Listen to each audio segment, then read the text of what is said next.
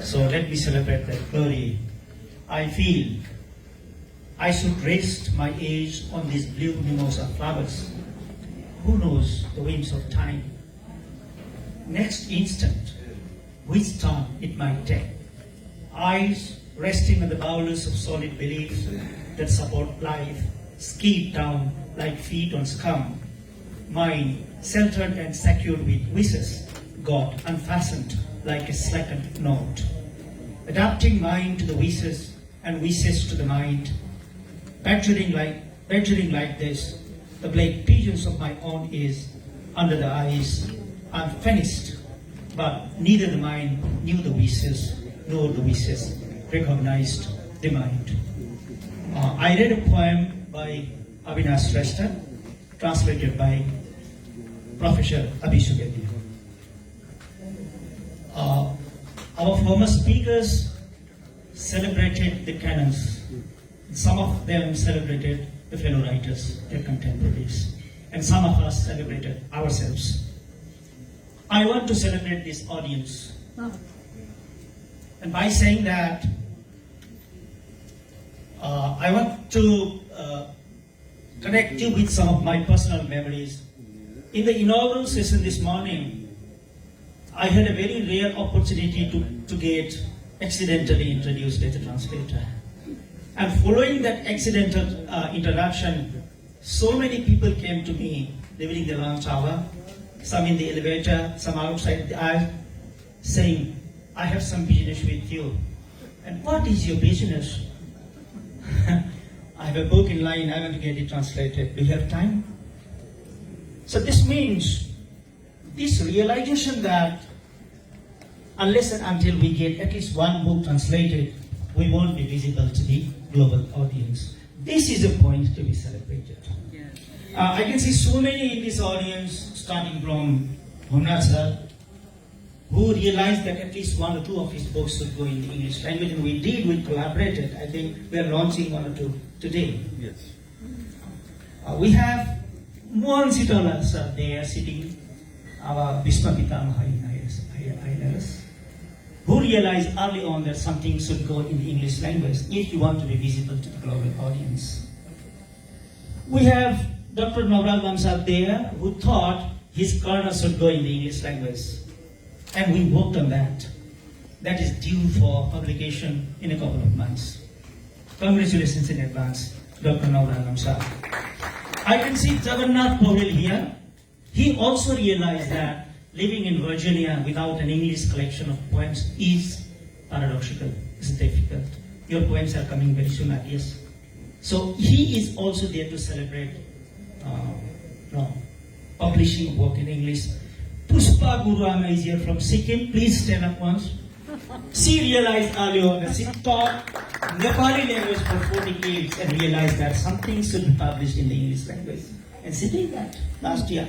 And it was a bestseller in Sikkim, a collection of folk tales. A very young gentleman, Genji there, Rehan, please stand up once. He, having lived for 4 years in Texas, realized that something in English has to appear if he has to have a face value as a poet in the United States of America. Our Padam Vishwakarma Dai is there, gossiping, please stand up once. He also realized that leading an organization alone is not enough. No matter how high a post you hold, you have to have a collection in English, and he did that. His What Florets I Remember was a good collection of poems. Prakash Nepal sir there, he realized that a book has to come in the English language, and he did that. Last year the book was published from Nepal, I hope, and it was circulated here in the United States. Maheshwar Panta sir, he gave me a call a couple of months back and said, we have a collaboration with you, and that is we want to collect stories for children both in English and the Nepali language. Why English, why Nepali? Because Nepalima matra ayo bhanedekhi ta budhaina hamro bachchale Americama. Our kids won't be able to understand everything if it is only in the Nepali language. So this paradox, this global reality that our kids are not well versed in their mother tongue should be addressed like this. We cannot deny it. That is a fact. What can we do? The middle path is have some Nepali stories on this page and its English translation on the other page. I have seen this happening even in collection of poems. On the left side is the Nepali version, on the right side is the English version. And this is both a loss and a gain, as Professor Pandey was saying. We are promoting today. We are launching. We are launching the book launch. We have a book launch. I want to share. I have 5 minutes. I won't take a mass. But let me share other 2 very interesting experiences. This year, at their request, I moderated 8 sessions of creative writing with our children born and brought up in the United States of America. After 8 sessions in Nepali, I asked them to write, and they wrote beautiful poems in the English language.